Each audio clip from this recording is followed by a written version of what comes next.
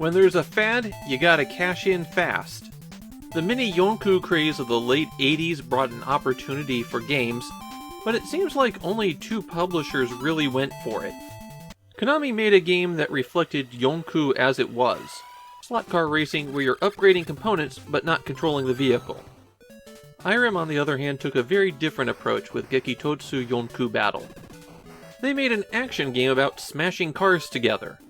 There are 8 stages in Gekitotsu Yonku Battle, and on all of the battle stages, your goal is to smash enough cars to go on to the next level. The primary way that you do this is by ramming your car into your opponents. Hit somebody with your front bumper and they go spinning out of control. Unless you hit them with enough force, in which case they may just blow up right there. If an out-of-control car bumps into an obstacle, then it winds up getting destroyed too. And that counts down techie, or enemies, in the lower left-hand corner. Naturally, they're not going to take this lying down, and the other cars will be trying to ram you. If you get hit from the sides or the back, then you wind up taking some damage. And the same thing happens if you spin out of control and hit something. And you only get 1 life in Gekitotsu Yonku Battle. The other thing that you can do is get the flags. The flags have a number on them that start at 1 and then at random can tick up. After 4, it becomes a crown. Collecting these items will destroy that number of enemies. And getting the crown destroys all the enemies, plus gives you 1 bonus techie, so you get 5 points in all. The enemies can collect the flags as well, though it doesn't affect you when they get it.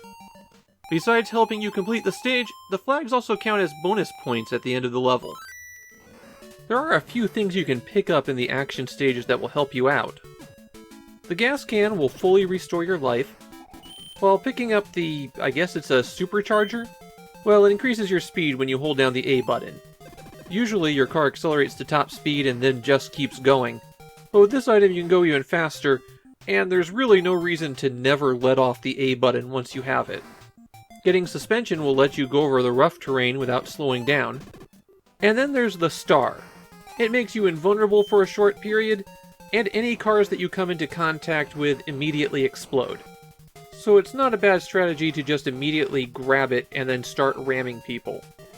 Before every stage, you're given a choice of what car to drive.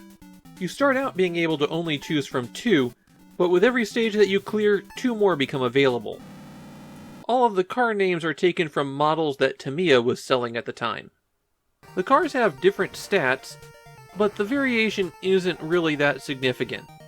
And it's not like the game tells you what the stats are anyways.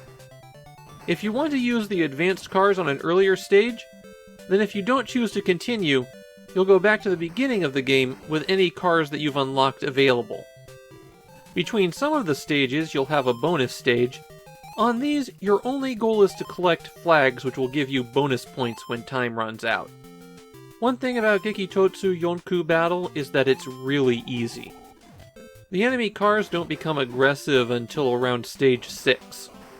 And if you can just avoid driving on oil slicks, you'll go pretty far in the game. If you do hit an oil slick, you can press the B button to brake and halt the spin. Though, don't try braking while your vehicle is uncontrollably spinning in real life.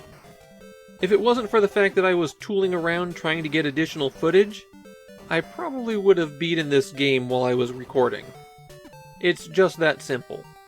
The arenas do start getting more complicated as the game goes on. Keep an eye out for spots where you have to intentionally crash other cars into bricks to open them up, or for lines of oil slicks that will keep you going out of control forever. In Japan, Gekitotsu Yonku Battle isn't well known, but it does seem to have a small cult following. The reason for that is one I kind of agree with. The game might be a bit easy and not have a whole lot of depth to it, but it's kind of fun to play in short bursts. It feels like a classic arcade game, and you can just smash your cars together for 10 minutes or so and be done for a while. If there's any real failing to the game, I think it's the lack of a multiplayer mode. This one's crying out for 2 players to dance around each other and try to slam their cars together while avoiding obstacles and AI cars that are running around the arena. Yeah, the 2-player battle arenas would have to be kind of small affairs, but I think it would work with the action. And that's what Gekitotsu Yonku Battle comes down to. A bit of fun, but also kind of slight. Hiram could have expanded on the ideas and maybe created a better game, or maybe that would have wound up bogging down the whole thing. As it stands, it's not a game that's ever going to be anybody's favorite, but it's solid, and there's nothing else quite like it on the Famicom.